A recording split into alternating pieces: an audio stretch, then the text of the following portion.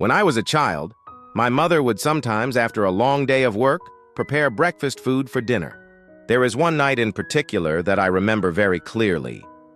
That day, she came home tired from work, but she still insisted on preparing dinner for our family. When she served the dinner on the table, I saw eggs, sausages, and a few pieces of burnt biscuits. My mother placed the food in front of my father. I sat there quietly, curious to see if my father would notice those burnt biscuits.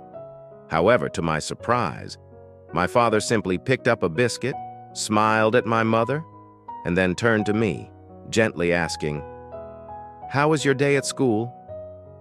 I don't quite remember what I answered at that time, but I clearly remember watching my father as he spread butter and jam on that burnt biscuit, savoring it as if it was the most delicious food he had ever eaten.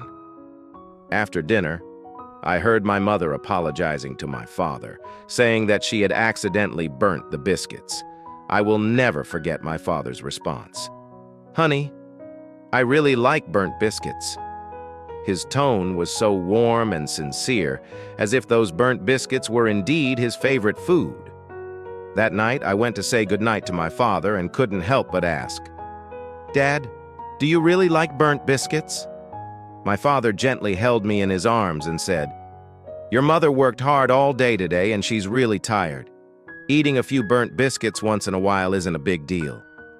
He paused for a moment and then continued, "In life, there will always be some imperfect things and people, but the important thing is that we learn to tolerate and accept them.